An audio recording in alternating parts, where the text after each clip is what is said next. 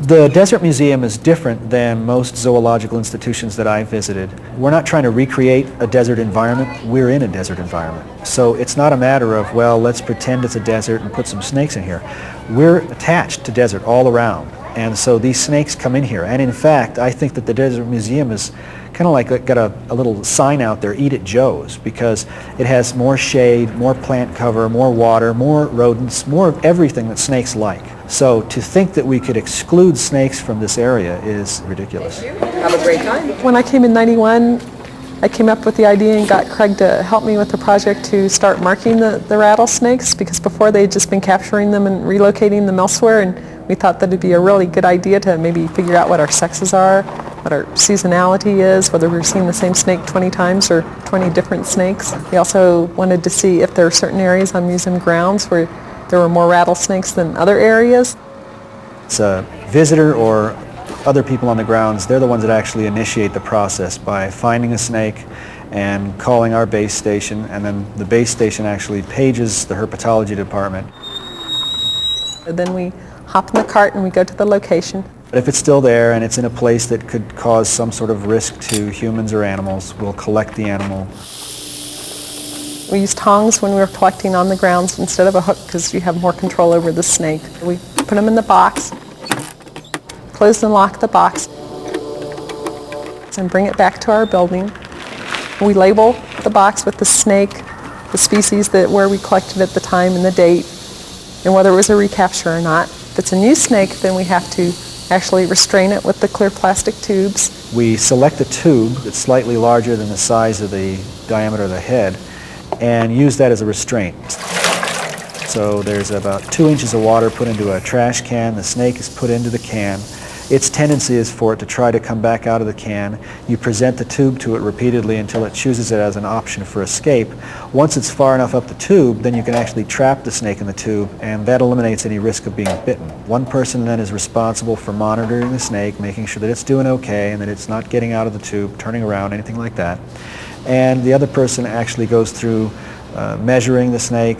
We determine its gender by using a metal probe, which you slide that on the inside of through the cloaca towards the back of the tail. With males, the probe will usually go in about 10 to 14 scales in depth. With females, usually 3 or less. Then we go through the process of actually marking it. The first thing we do is to insert a pit tag, which is a little passive integrated transponder about the size and shape of a rice grain, and it's injected just under the skin. And that will read an alphanumeric number, so that then we have a very specific ID for it. And then you seal that opening with a skin adhesive. A little dab of glue.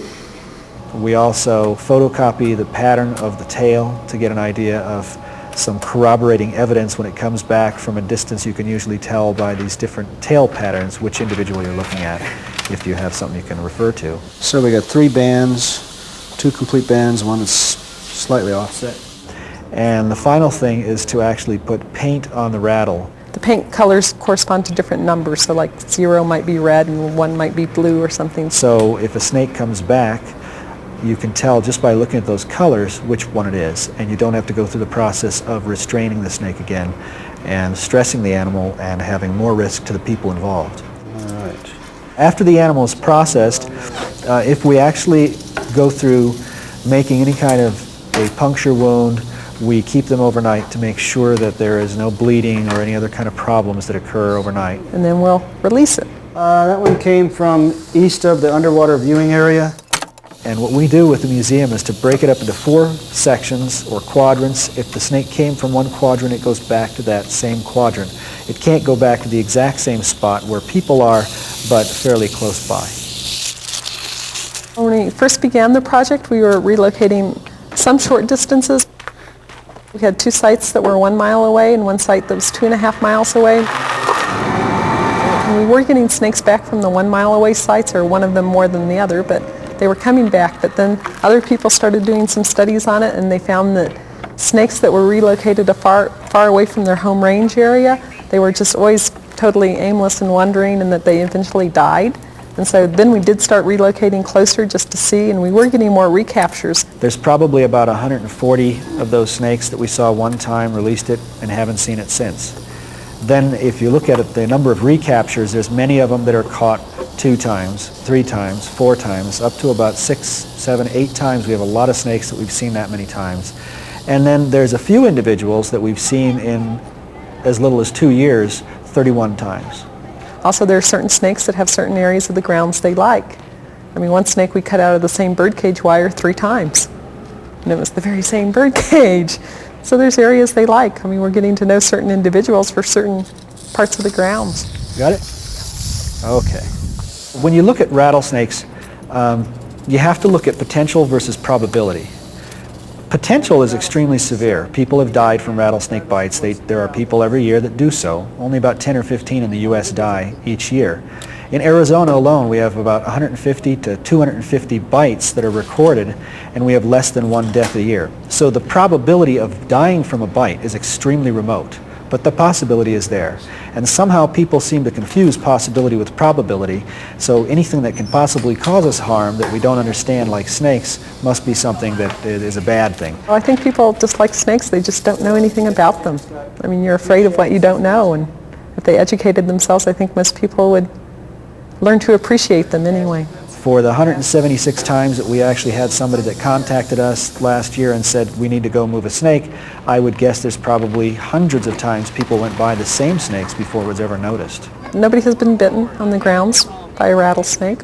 Even though they have the potential to inflict great bodily harm, including death, it's unlikely to occur, and quite frankly, that's the last thing that they want to do. What they're trying to do is avoid something that, on a scale based on what we would see, is like an elephant approaching us. There's this huge mammal that might cause them harm, and they're trying to figure out how to react to the situation and get away from it. You just have to learn a whole different strategy for living around rattlesnakes. I mean, you know, when you live in the city, you don't cross the street without looking both directions. You know, there are things you learn in the city that you have to do.